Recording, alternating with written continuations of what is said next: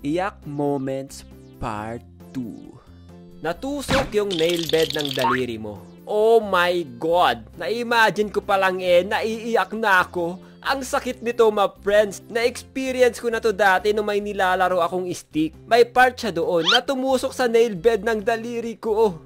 Uy, may tumusok sa daliri ko. Malayo naman to sa bitukay.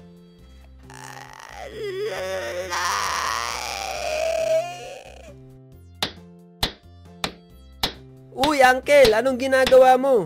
Ito, inaayos ko yung upuan. Okay, makapag-break time nga muna. Huwag mong gagalawin to, Jen, ha? Paano yung ginagawa ni Uncle? Ganto ba yun?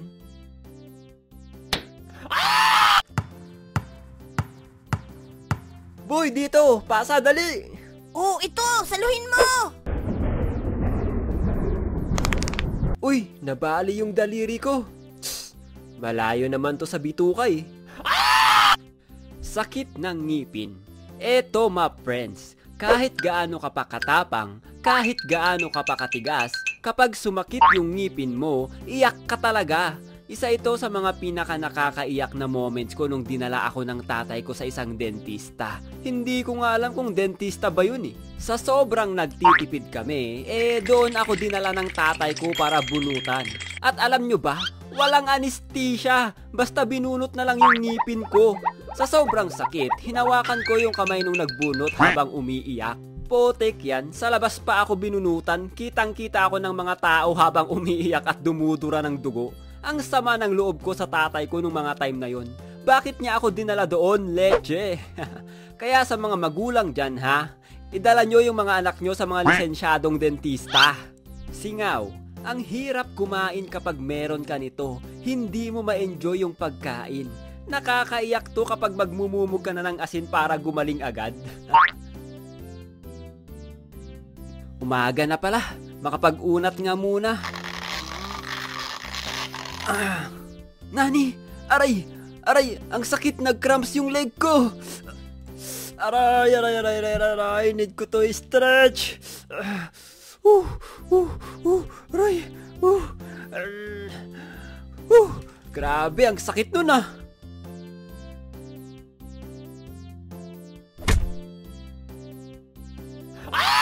Ano ba yan? Nag-cramps na nga, nauntog pa yung daliri ng pako. Shopee po. May tao po ba dyan? Ito na po yung parcel nyo. Kanina pa po ako tumatawag eh. Hoy Jen, yung parcel mo nasa labas daw. Dalian mo. Ay shucks, ang aga naman niya.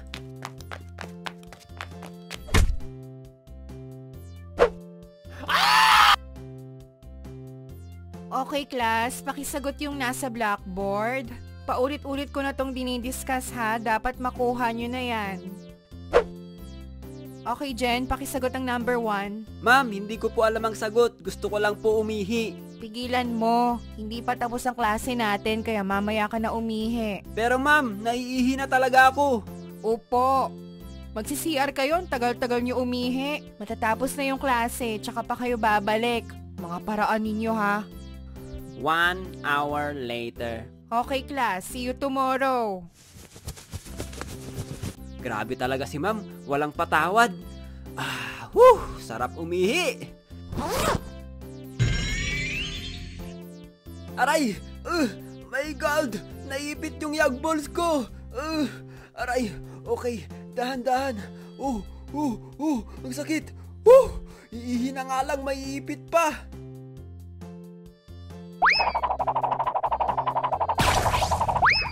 Ay! Kuya, sorry! Natamaan ata yung ano niya. Anong ano niya? Yung dalawang rambutan. Shucks naman, ang sakit nga nun. Sorry po ulit, kuya. What the heck is happening?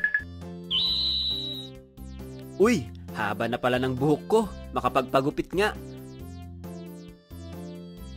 Kuya, pagupit po ako. Parang ganto sa picture. Oh, ganyan. Sige, madali lang yan. Bagay na bagay sa'yo yan. 30 minutes later. Oh, ayan boss. Ang ganda, di ba? Pumogi kayo lalo. What the heck? Bakit hindi pantay yung gupit ko? Hindi nabuhan ni kuya yung gusto kong gupit. Mag-bonnet na lang ako paglalabas. Mamahaling gamit. Hindi ako masyado bumibili ng mga mamahaling gamit, lalo na kung hindi ko naman kailangan. Kaya kapag bumili ako ng mamahaling gamit tapos nasira, ang sakit friends. Mas lalo na kapag pinaghirapan mo makuha yung bagay na yon. Tulad na lang tong pen display ko, nasira na ata yung screen niya, hindi ko alam, parang nagasgasan dahil nahati na yung strokes kapag nagdo-drawing ako. Ito pa naman yung isang pinag-ipunan ko nung hindi pa ako content creator. Pangarap ko lang kasi dati na magkaroon ng pen display, kaya nakakaiyak siya na nasira siya ngayon. Hindi ko alam kung maayos pa to, sana maayos pa kasi sayang naman, di ba? Hindi nagbunga yung mga bagay na matagal mo nang grind. Nakakaiyak no, kapag dugot pawis na may kasamang pagpupuyat ang sinakripisyo mo para lang sa bagay na yun hindi mo pala makukuha. Ang magandang example nito ay yung pagiging isang atleta. Ang sakit matalo sa mga competitive sports, my friends. Kahit sabihin mo pang charge as experience, ang sakit pa rin matalo, lalo na kung binuhos mo lahat-lahat. Pero kahit nakakaiyak, ang importante, my friends, lumalaban pa rin tayo. Nagpapatuloy pa rin tayo. Sheesh!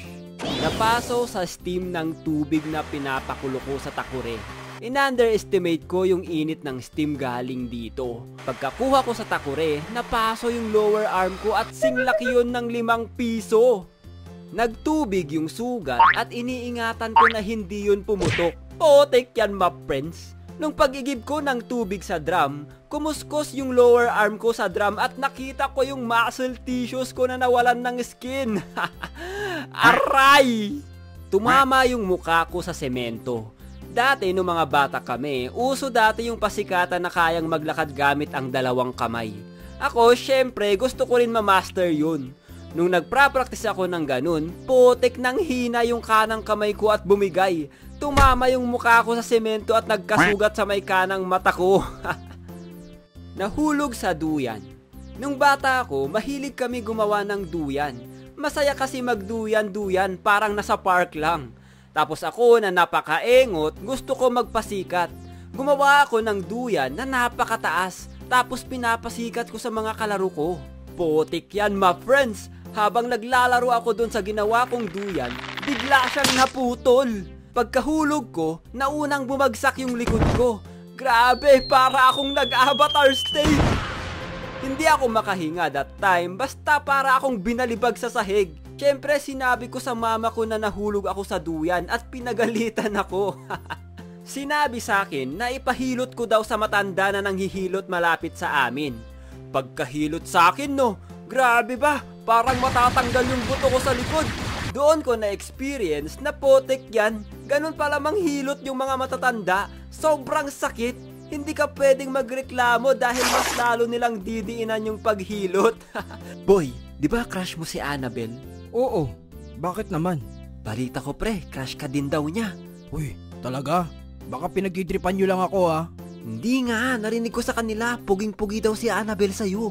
Kaya umamin ka na sa kanya. Oh, sige, sabi niya yan Ano yun, Dicky? Matagal ko na tong tinatago since day 1. Annabelle, crush kita. Sabi ng mga tropa ko, crush mo din ako Ha?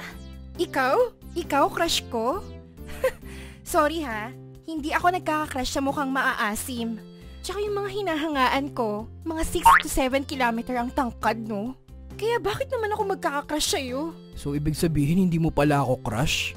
Hindi, no? Kaya kung ano man sinabi ng mga tropa mo, hindi yun totoo. Ano feeling nito? Buti sana kung kamukha mo si Lee Min-ho. Para kang silipang Oh, bakit ka umiiyak? Tears of joy ba yan?